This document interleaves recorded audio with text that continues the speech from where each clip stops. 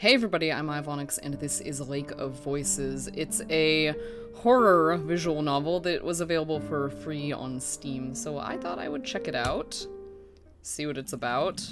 Apparently it makes, has multiple endings and all that. Choices, you'll need to make various decisions throughout Lake of Voices. Here are a few details to keep in mind. Certain choices are timed. Oh, great. Time running out isn't something to completely avoid. In some cases, not getting involved can open new possibilities. Other choices aren't timed. These options only determine whether Kika has any special affection for another character or not. If you survive until the second night, the story will branch into one of 5 different plot lines based on your earlier decisions. The other characters cannot manage all situations in the various plot lines, regardless of what you do. If a character isn't making it, try getting that plot with a different set of survivors, or having the same group of characters venture through some other storyline. Oh my god, this is a little more complicated than I was anticipating. Becoming closer to someone can add and or remove future choice options, obviously, and change how some scenes play out. Your decision to build that connection may not go unnoticed by the other characters. Earning the full amount of affection with certain characters can require getting into specific points. Alright, page up key. T key.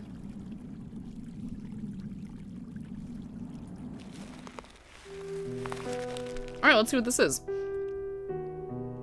My grip on my lantern tightens as the fog around us thickens. While the forests in this area are relatively safe compared to Sinlos, I can't help but feel my hair stand on end the further we get.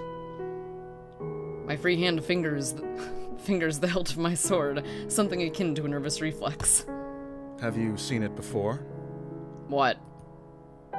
Bamel breaks the silence, either sensing my unease or assuaging his own. I suppose it's the latter. I haven't. I've had no reason to go near this cursed lake until now. Okay, so I think we, the player character, I think we are Kika. Bamel scratches his chin casually, as though I asked what his favorite food is. I traveled the long way around it once before. Not so pleasant. Something about it just frays your nerves. Although, even being near it is enough. Really now? So I'm not the only one who feels it. A sense of relief hits me, but not enough to undo the buzzing of anxiety. The lake Sinlos. Doesn't that literally mean sinless in German? Most try their best to avoid it all their lives. The hundreds who die attempting to cross its unearthly black water, dragged to death by the creatures lurking within, aren't a secret. No wonder you were assigned this mission. There are few who've had a first-hand experience with the place, even if from a distance. He'll probably keep being picked whenever they need someone to cross for however long he's with us. Bamel shrugs, bringing my attention back to the dark path before us. At least we're taking the bridge this time. It'll only take 2 days instead of double that, and the sooner this place is behind us, the better. It would be preferable not to risk it. But time is of the essence. We don't really have a choice. Just fill the damn lake in if it's such a big problem. One of our allied villagers, Hemmer, is being harassed by brigadiers, a band of ruffians. We don't have many guards to send as an assist, only Bamel and myself. Allied villages, not villagers. The least we can do is arrive before we are too late to be of any use. These kinds of squabbles happen often, but have to be put down unless they turn into a blood grudge or all-out war. The last we heard, neither option was that far off. I can also see why they chose you to come out here. I glance at Bamel, an eyebrow raised. A slight smile plays across his lips. You're always so calm and so serious. Nothing can get to you. You're the best choice they had. A smile now tugs at my own lips. I'd like to thank him, but that wouldn't be so calm and serious as he just described. And if that's how he sees me, I'd like to keep it that way. My lack of reaction only makes the smile grow, and he chuckles a bit before refocusing on the path. I do the same. It wouldn't be right to let my guard down in a place like this. Bamel appears to feel differently, however. You know the town on the other side of the lake, though. It's not so similar to ours. If all goes well, perhaps we'll have enough time to enjoy the new area. For the most part, I ignore him, nodding when applicable. Bamel is a talkative sort, and if chatting helps keep his worries down, his sword hand ready, I have no complaints. After a time, the thick fog surrounding us begins to clear. A slick wooden dock comes into view, and with it the sounds of water gently lapping at its sides. Bamel shifts beside me, stretching his lantern arm as far as it will go. He seems tense. Someone's already here. Oh no, this is the bridge we're taking across the lake. That looks like a dock rather than a bridge. Oh, hello. A young woman stands by the dock, eyeing us warily. Does she intend to cross tonight? Evidently she has the same question. As we step up next to her, it's clear she isn't simply passing by. She's waiting. The stranger nods curtly to us. Margaret. Kika the Steadfast. Bemele. Bemele! I was Hello? saying his name wrong. Bemele. ... There's a stuffy silence. Margaret turns to gaze out across the lake, expression unclear, but with not much to say, Bemele and I do the same.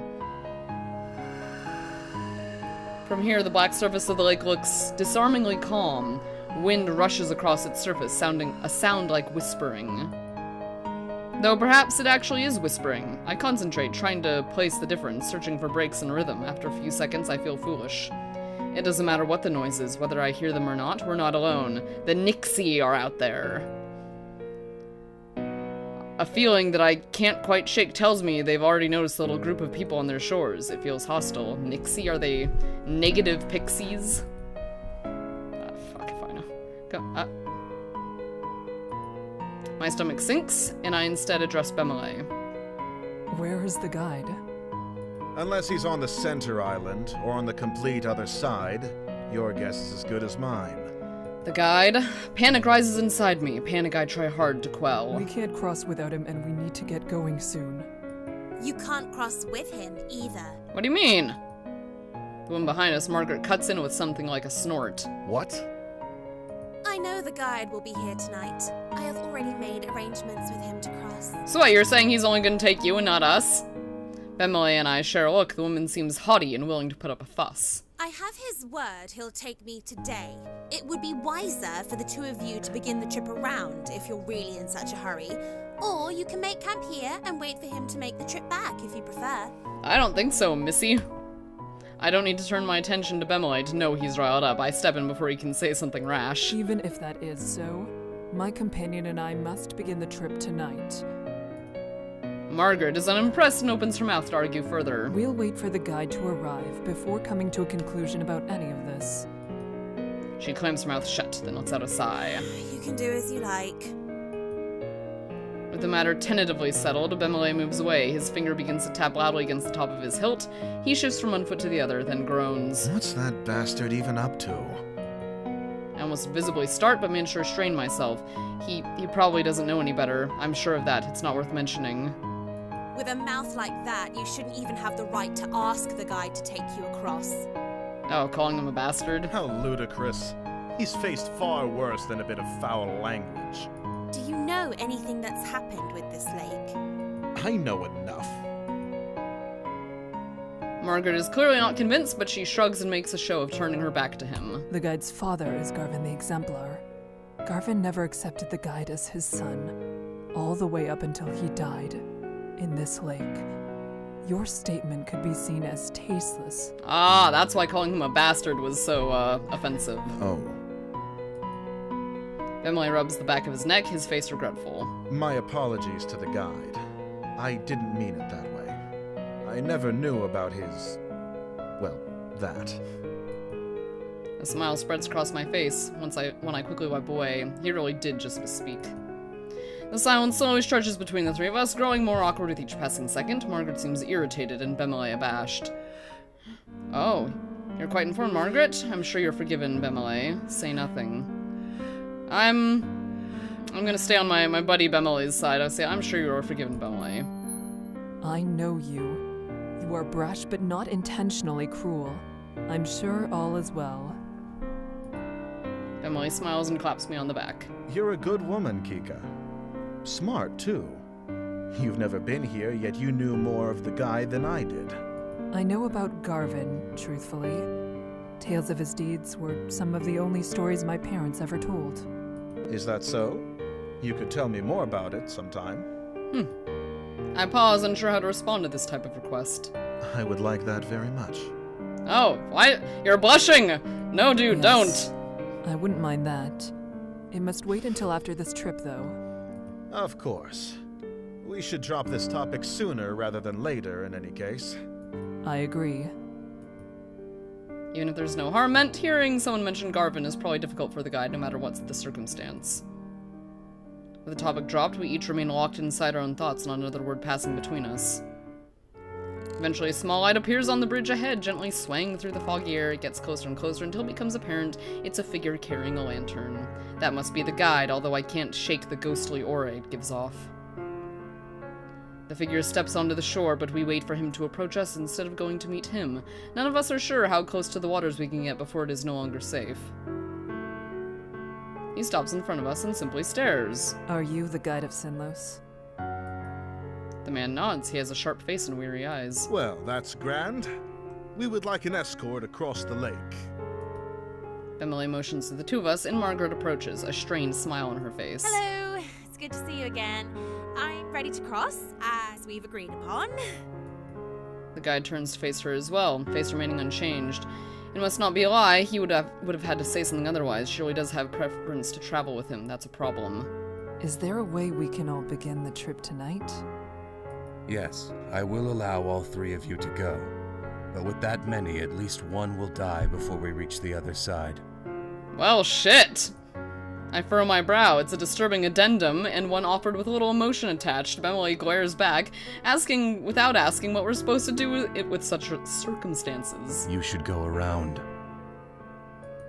The sentence hangs in the air, the second half unspoken, if you want to live. We don't have time for that. There are people counting on us for protection. Why does she need to go? He jerks a finger at Margaret, whose face contorts with anger. I don't need to explain myself to you. My journey has already been put off once, and I was promised I could go today. I will be going under any circumstances. Oh, this should be interesting. She meets Bemele's eyes with a gaze of steel. He starts to speak, and she cuts in. An extra day or two shouldn't be that much of a problem for you. Whoever you're meeting can surely wait such a tiny amount longer. Dude, it's a Patience is a virtue, after all. It's a village being set upon by brigadiers. The night is only so long, and if we're still on the bridges when the sun comes up, we'll all die as they sink back below the surface. If you don't decide soon, no one will be going. The guide is dispassionate, stoic. I'd almost feel something's wrong with him if I didn't share the trait myself. Bemele pulls me aside, to the side, jaw clenched tight. That woman isn't armed. So we're gonna strong arm her? His voice is low. He darts a glance at Margaret. We can easily get her to back off if we make this into an actual fight. After all, we have to go tonight, yes? If one of us really is to die, it'll be her. Would staying be a worse fate than her death? I stare at the dock, refusing to meet Bemele's eyes, and try to keep my voice as level as possible. We don't know her situation. This isn't a decision we can make for her. What? Bemele leans in closer, apparently having missed what I said. I remove the sympathy for her in my response when I speak again. The guide won't accept something like that, I assume. His face is grim. Then what else do you have in mind? First of all, you and I cannot split up. Either we both stay, or we both go. Right. That's not a question. I cross my arms, a hand on my chin. I have full confidence in my abilities and in Bemele's, but there's no reason not to believe the guide knows exactly what he's talking about. If we go, he might not be able to give the group the attention we each deserve. That would mean we truly would be putting Margaret's life at risk on top of our own. Oh shit. I believe we should go! I should have saved before this. And I believe you. Alright. Bemele's reply is firm. My steadfastness seems almost weak in comparison to its certainty. He addresses the guide. We shouldn't waste more time. Let's shove off. Someone's gonna die. The guide slowly turns around without even a nod to show his agreement. Margaret stares at Bemele and me, something of a resolve in her gaze, then she follows after the guide. At least she didn't insist we stay behind. We should do what we can to protect her. It's our fault she's being put in even further danger. Exactly my thoughts. We will take care of everything. Maybe I'm being naive, but I have no intentions of letting anyone fall victim to this lake tonight. Those monsters can starve. I mean, the guide said one of us is gonna die, so I'm pretty sure one of us is gonna die. I smile at him for a change, and Bemele eagerly smiles back. We're lucky to have each other in this, I think. Dude, bro. He turns to follow the others across. I will protect everyone on this trip. I will. We will make it through this. Well, let's do a save here. Why is it all the way over on save number 5? Empty slot number 1. There we go. Return. Alright. Then I step onto the... Oh! Achievement unlocked! Begin! Then I step onto the dock and join them. Oh god. As soon as I step onto the wood, the temperature drops, the light of my lamp shines against the water's surface as reflective as a mirror. Until we reach land again, death is only one small mistake away. We fall into line with the guide leading the way. Margaret stays close to him and I behind her, watching to make sure she doesn't slip on the slick wet wood. Bemele brings up the rear. Each of us hold our lanterns in front of us, but it does little good. The fog is thick and nigh impenetrable, consuming the light as if hungry for it. Above the surface of the lake, it's deathly quiet. No longer is there the whispering wind nor the sound of water lapping against the shore. It's just our own mismatched footsteps and the sound of my quickened breathing. My eyes drift back to the lake. Against my better judgment, it's no wonder there's not even the sound of water. With how still the surface is, it almost seems almost sturdy, with the sheen of a black marble floor. Well, just step on in then. I've heard rumors the water of Sindalos is heavier, more difficult to disturb than natural water, that just the weight of its oppressive cling is enough to keep someone down, even without them. Something even darker than the abyss of the lake flickers just below the surface, or at least I think it does. I turn my gaze to Margaret's back. It's better to stay focused. Fall back a bit. You're following me too closely. The guide is looking over his shoulder, addressing Margaret. I'm sorry. If someone gets pulled into the lake, they'll instinctively reach for anything to hold on to. Do not let that be you. Creepy. Margaret's shoulders rise, and she nods with great seriousness. I understand. Thank you for the advice. He ignores her gratitude. You can speak amongst yourselves if you so choose, as long as you pay attention to where you're going. There is no worth in listening to the sounds out there. If there's anything at all, it'll only be Nixie trying to set you on edge. All right. Then, could you tell us your name? You didn't have a chance to properly introduce yourself, and I've only heard you being referred to as the guide. I don't have a name. He's facing the front again, his voice as expressionless as before. I have no way of guessing how he feels as he says this. Oh. It's probably not something he wishes to talk about. However, there was something else I wanted to say, so changing the subject is not difficult. Margaret, thank you for allowing us to join you. Margaret shrugs non-committally. It wasn't exactly up to me. The guide said he would take you. She hesitates, and then she looks tentatively over her shoulder at me. But thank you for saying that. It's appreciated. Bemele and I will do our best to be an asset on this trip, rather than a burden. That's nice. I'm not afraid to be out here, though. Still, at least with your training, you should be able to take care of yourselves. Let's hope. It's comforting to know that everyone here is so confident in their abilities, not enough to forget how terrible it feels to be over this lake. I'm not sure if that is fortunate or unfortunate. Believing yourself to be secure doesn't mean that you are. As the conversation lulls, a new sound breaks through. It's the whispering noise again. It's the chatter of inhuman voices, and this time it's coming from all around us. Taking care of yourself is exactly what you need to do. The guide is speaking again, except louder, as if to cover the Nixie's voices with his own. Work to survive at all costs, and hope that everyone around you has enough sense to do the same. That's the only way you'll make it to the other side. Margaret nods in response, but I hear a grunt from behind me. Groups tend to go further when they work together to achieve the same goal. The guide doesn't say anything in response to Bemele's grumbling either. I'm not sure whether he didn't hear Bemele, or whether he just didn't feel the statements made thus far are worthy of addressing. I have a feeling it's the latter. We go around a large bend in the bridge, part of it forking off to another way. I wonder how the guide knows which one of these essentially identical paths is correct when something in the corner of my eye catches my attention. I believe I saw something over there. Keep walking. No need to worry. Just don't pay attention, just eyes forward, go straight. The guide's voice is calm and level. I decide against pressing the issue, not wanting to set everyone even more on edge. What did he say? Perhaps not wanting the conversation to be caught by the guide, he speaks softly, though I couldn't quite hear him because of it. Oh no! Oh no, oh no. I take my eyes off Margaret ahead for a moment and explain to Bemele and stop dead in my tracks. Only one word is able to escape me in my stunned state. Behind. No, this is a bad idea. Just ignore it. Just keep walking. Don't pay any attention to them. Behind Bemele stands another figure looming in the darkness. Seeing my face, Bemele grabs the hilt of his sword. He whips around, then staggers swiftly backward. Several meters away, a crooked, twisted black figure hobbles its way towards us. Some kind of liquid drips off its head, curling around the edges of its face. It almost looks like it's crying. Emily backs up until he's standing beside me. The figure continues its slow advance, head jerking from one angle to another. Is this what the Nixie are? What on earth? It's one of them. Yes, Nixie that stumble across the bridges looking for opportunities. The guide is standing next to us. I didn't even notice him approach. The ones that can make it out of the water are generally referred to as prowlers.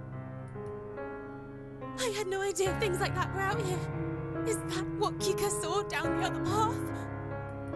The guide says nothing. Instead of turning to the front of the party, Margaret watches him pass. Her frustration morphs into nervous optimism when something seems to come to her mind. Well, Nixie aren't slowed down much by swords, but at least the light keeps them away. Right? Right. Margaret's hand grips her face tight and desperation bleeds into her voice. I bite the inside of my lip. Direct light will force it to return to the lake. However, it'll try to drag the light, or you, down with it before it goes.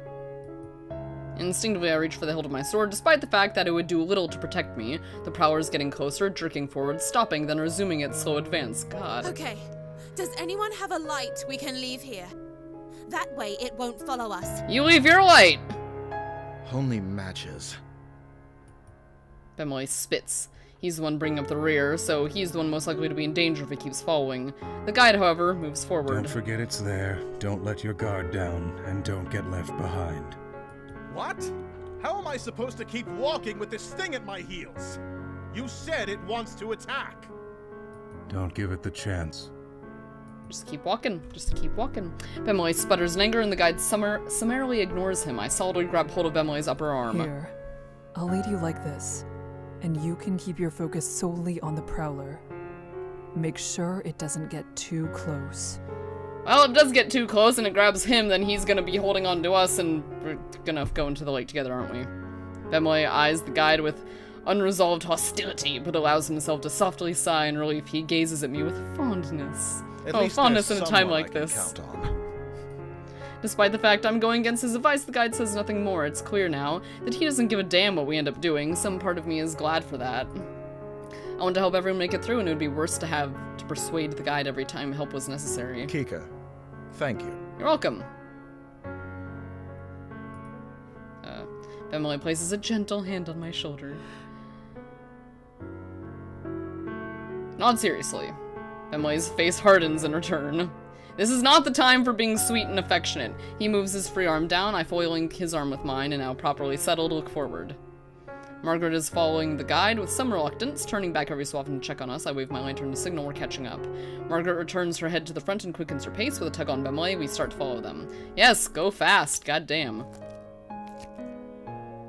That's a creepy sound. The four of us continue cautiously over the bridges, only this time the wet, squishing footsteps of the prowler join the sound of our own. In spite of myself, I grip Bemley tighter. The prowler walks without a set pattern, sometimes fast, sometimes slow. It takes long steps, then short ones. At times, it stops walking entirely. Does it hurt to be out of the water like this, or is it trying to be difficult to read? Suddenly, the whisperings of the lake grow louder. I steel myself, trying not to let it get to me. The most important thing in a situation like this is to remain calm. I can't lose my head. Then all at once I notice the guide and Margaret have come to a halt. Bemley, they're stopping. Bemley slows down as I do. As we near Margaret's back, she says with something akin to distress. There's another one. Is it ahead of us? I tug on Bemley and he understands. We draw up close to Margaret, ready to protect her if need be, but the guide holds out a hand. Don't get any closer. Just over his shoulder, I see another prowler stumbling towards us, white liquid dripping from its eyes. Ew. The guide's hand turns over in the air, palm up. Give me a lantern. We'll throw it. Oh boy, I'm gonna save here. Just to, who knows, like, I bet I'm gonna choose whose lantern it is. Margaret extends her own with a tremble. Okay. When Bemley speaks instead, his back still turned. If you have to take someone's, take mine. Yes, an extra light won't do us much good when we're standing this close together. Margaret takes Bemley's lantern. Okay, didn't get to choose ourselves. I thought we were gonna choose whose lantern to throw. Margaret takes Bemley's lantern from him, guarded relief displayed on her features. Thank you.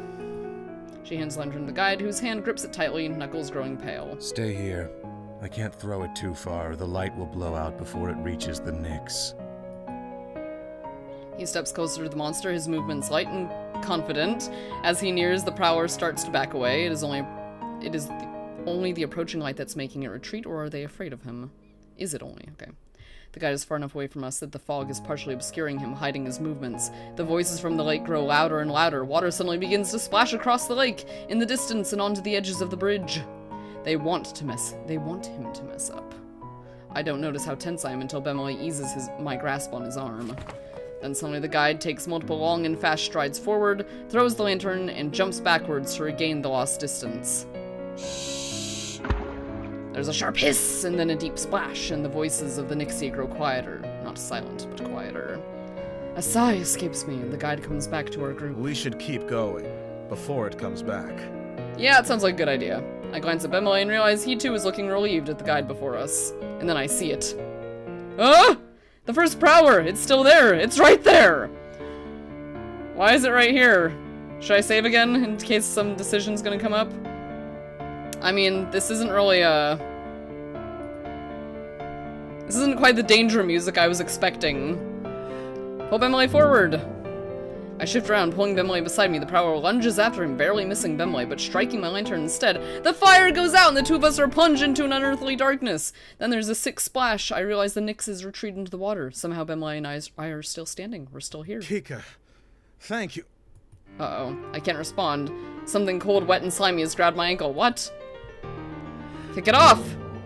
I kick my leg out as fast as I can, and the Nyx's hold slips. It can't pull with the momentum I've gained against it. Margaret rushes to my side, her lantern hanging towards the Nyx. The light brushes its face. We see it for an instant, its eyes wide, and then it slides back into the smooth surface of the water. Well, that was exciting. Bemele grabs Margaret and I both, helping us towards the center of the bridge, and cussing under his breath. I only looked away for 1 second. It's fine, Bemele. We're all fine. Are you actually alright? Margaret cocks her head down, examining my ankle, but there's nothing but a wet smudge around my trousers. I am fine. I say that, though I don't actually want to let go of Bemele.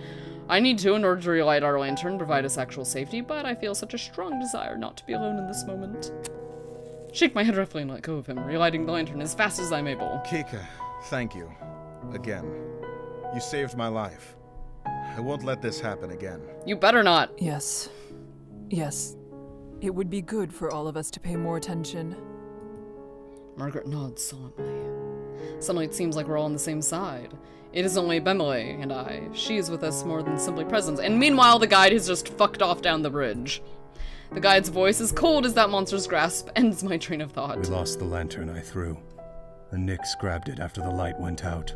Well, damn. Margaret makes a noise. I glance over, wondering whether she's upset, but there's a small smile on her face instead. It's better than them taking anything else. Okay. A nervous laugh bubbles up out of me.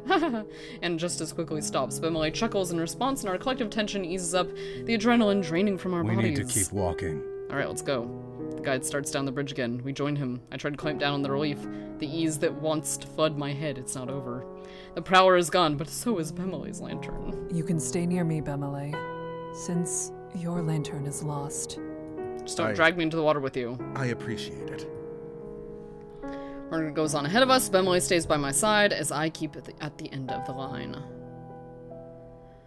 The breath of release from Margaret and Bemele is quickly swallowed by the somber atmosphere of Sinlos as well, replaced by the gravity of the near-death experience. I mean, I'm still expecting at least one person to inevitably die during this.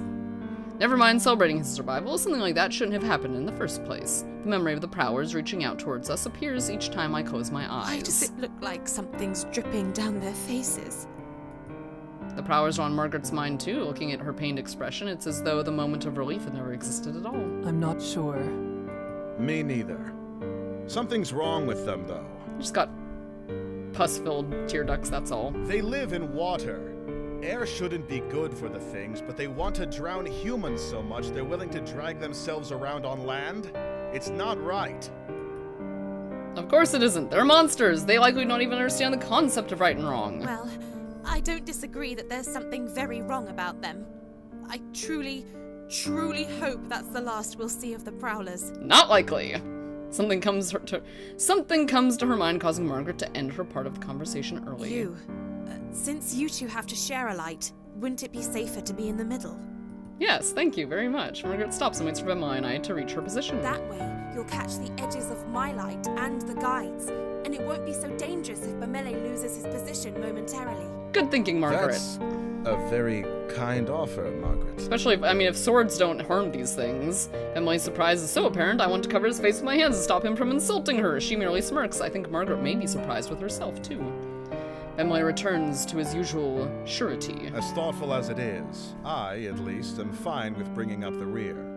I'm used to keeping watch for monsters, and since there are two of us, I can pay attention to the back while Kika focuses ahead.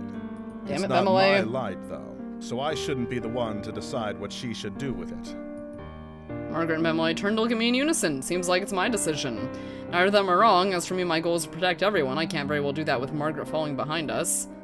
But being stuck in the middle of the group could also be dangerous depending on what circumstances we come across. Getting pincered by the enemy would be an almost sure death no matter how experienced Bemele and I are. I just don't know what to expect from this bridge, and that makes things so much more difficult. Save. Current format. I'd like to move up, thank you. Why not? Margaret stands slightly off to the side to let us pass, careful to not get too close to the water's edge. Thank you kindly, Margaret. I nod at her, but Emily and I position ourselves a few feet away from the guide, and in no time we've fallen into step with our new positions. ... So, I don't want to sound like a child, but how much longer until we arrive at the halfway point? Fuck if I know. Margaret chuckles, reflecting the amusement I don't want to vocalize. We still have some ways to go. Damn. I suppress my laughter yet again at his pouting response. The gloom we've been under dissipates slightly, the light flickering through the fog. The first trial tends Like to be light. the most difficult. I believe we will only react better from this point on. I like the way you think. So positive. Then a gleam enters Bemele's eyes, and he grins. I think Kika deserves a round of applause. No! Her quick reflexes are owed the utmost appreciation. No. He leans softly onto my shoulder, trying to get me to... what? It was indeed a sight. You're quite capable.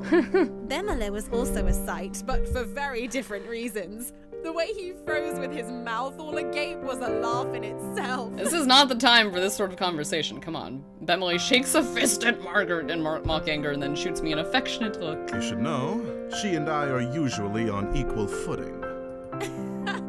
The only reason you had footing at all is because she pulled you back. Bemele laughs self-consciously, scratching his head. That's very true. You can always count on Kika. Yay! I keep my eyes steadily ahead, unsure how I should respond. I'm pleased, almost grateful to hear what they think of me, but I don't know what I could say that wouldn't seem pathetic. Instead, I contribute the best way I can. I keep my focus on the path ahead of us, like you two of you should be doing. Without a response from me, the conversation quickly dies out. Still, it eases my heart to be on such friendly terms with my companions. It's strange in the middle watching over the guide. Until now I didn't notice how smooth his movements are. There's a sense of grace to his actions, even in the basic task of walking down a bridge. I have to actively stop myself from being distracted by it. Suddenly I notice the guide seems to be getting further away from us. He's speeding up. I do the same to match his pace and end up moving at a light jog. Guide, why are we going faster? He doesn't reply, doesn't even look back at me. Instead, his speed almost doubles. Glance back worried, but Margaret is keeping up with us. The guide keeps moving faster and faster until we are finally at an all-out sprint. Shit. Figures in the dark fog fly past us at a blur, and it occurs to me the branching paths in the bridge appear to be sinking. I swallow my rising panic. Fuck. The guide shouts something, but it's drowned out by the frantic pounding of our footsteps. I'm trying to piece together what he said. Don't stop, turn. When he takes a masterfully sharp right down a different path using his own momentum, and the sleek wood to slide into the new direction with no loss of speed. Speed. What is wrong with me? Uh-oh. Don't stop, turn. Uh-oh. I don't know if I'm even gonna, like, actually go back and replay anything if I get an option I don't like, but we'll see. Despite the sudden turn, my reflexes enable me to keep close behind him. We're making a right! Bemele's on my heels, following me to the turn. I glance back once more. Margaret, although further behind than before, also makes the turn. We're all still together. As the night wears on, our strength rapidly fades. Even my stamina is being challenged. I can't imagine what this must be like for Margaret. She's holding her side as she runs, clearly cramping from the exercise. How much longer will this last? People have to rest sometime. Almost as if in response to my thought, the guide abruptly halts. I skid to a stop as well, sliding on the surface of the wood. Why did we stop? Emily's voice is tired, but his guard is up. The guide doesn't answer, just stares at something slightly out of view. I step up and join him, following his gaze further down the path. What? Who the fuck are you? There, curled in a little ball illuminated by the lantern's light, cowers a person! His hands grip his head as he rocks from side to side, mumbling incoherently. It's a man. I'm sorry. I'm sorry. I'm sorry. I couldn't. I just couldn't. Please. I'm sorry. I'm struck with an array of questions. What is going on? Why would he wander onto these bridges on his own? Did he make it this far by himself? Were there others with him? If that's somehow the case, I can't blame him for the state of shock he's in. The man stops mumbling. He glances above him, seemingly only just now having the strength to lift his head. His expression, the deepest sadness, along with the clear markings of terror, are scrawled across his face. I stare at him in shock, not sure what to do. Leave him. Okay. I'll trust you. Yeah, that sounds like a good plan to me. I snap my eyes away from the man and instead to the guide's cold, implacable face. No! We can't just leave him here. We've managed fine enough already, and these creatures will probably pluck him away as soon as we've gone. Without light, it's certain he'll No, die. Bemele. No, Bemele. He won't make it regardless. The guide turns to look at us, his eyes seeming to glow from the closeness of his lantern. For the first time, I feel uncomfortable in his presence. Whoever shelters him will only risk dragging themselves down with him. Leave him. I glance at the others. Bemele is outraged, but Margaret is staring at the man with something like fear. She's uneasy, but doesn't voice her concerns. Yep. This is more for if I save. Making all these saves, it's more for like if I want to decide I want to go back and figure out what all the different branches and options are at some later time. But anyways, I'm trying to think of some kind of compromise when the guide speaks again, his voice cutting. If the man comes, then whoever is shielding him will have to remain at a distance from the rest of the group. Far enough that you can't see me, just my light. That is how you will travel across the bridges. I didn't agree to lead this man, and I won't. If you ask me to, I will leave you all behind. Adrenaline surges through my veins and I tense up. It's a painful reminder that the guide isn't here to save our lives, but merely to show us the way. We're on our own. Margaret, Bemele, and I frantically share more looks between each other, trying to communicate without words. None of us have a desire to speak and be the first to make a choice. The man is standing now, though still hunched with his arms wrapped around himself as if expecting a blow. He stares at the ground rather than us. Because of this, I'm having trouble reading his face. What exactly happened to him? Are you well, stranger? Do you know where you are and why you're here? He glances up, not at me, but towards me, his eyes resting somewhere near my collarbone. I'm fine. You all can go on your way. Forget you even saw me here. Okay, bye. That's absurd.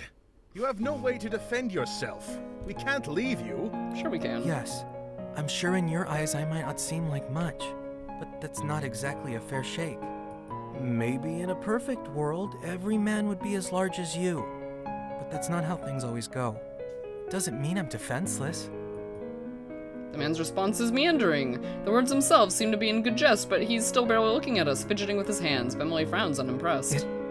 It was a joke. He smiles hesitantly, making eye contact with each of us for the first time. What part of it was supposed to be the joke? Do you even realize what is happening in this moment? Probably not. Never mind. Forget that too. Point is, I'm alright. You were curled up in a ball when we met. Exactly. Something must be wrong with you. Oh my god. Oh no, sounds like you've been talking with my father. He lets out a weak little laugh coupled with an eyebrow raise, his voice trembling. No one really knows what to make of this. The man gives a small wave and begins down the path we came. Bemele huffs, tossing his hands up into the air. That's not even the right way. It could be, if he's trying to get to the side we came from. He must have come quite a ways if it was the other shore that he started on. The man's smile grows. Good. That's not so bad. There's no response to this remark, unsure of what could be said. I still think he should come with us. A person needs a light, and Nope. the guide himself said he won't be able to manage on his own. No. Sticking with us is his best option. Nope. I look over the man's body, noting the scrawniness of his limbs, scrawny but not necessarily lacking in muscle, the bravado he was showing as he tried to leave us has faded yet again, and now he's standing quietly looking at us, as if watching a play. Interest, but no true connection to the events. It's easy for you to say such things, but whose light are you offering? It's not mine, and you are putting her in even more danger with your own presence already. Emily looks at Margaret. She avoids his gaze. Perhaps I could have let him share my light before. But the guide has said the one with him has to remain behind, and I simply wouldn't be able to manage it. Emily's hands turn to fists. He looks away but doesn't say anything for a moment. No one does. Feel a cold sweat on my brow as what I feared comes to pass. He's stopping us from protecting another. Why must he get involved now? Why can't he not leave us to make our own decisions?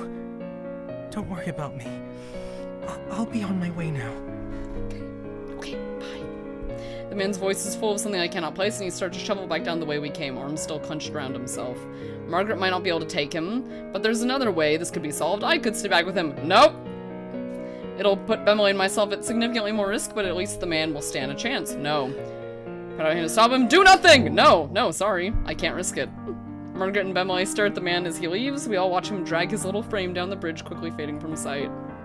Okay, bye. We had to let him go. We've only barely been surviving so far. The space the man vanished into the dark, into his dark and silent, we can see and hear nothing of him, not even his footsteps. Maybe we should call him back? No. We can at least give him directions. Tell him what paths we've been taking. It's not going to make any difference. We can't give directions when the bridges we were on might very well have sunken away. We shouldn't focus on what might become of him. He has his own path to follow, and we ours.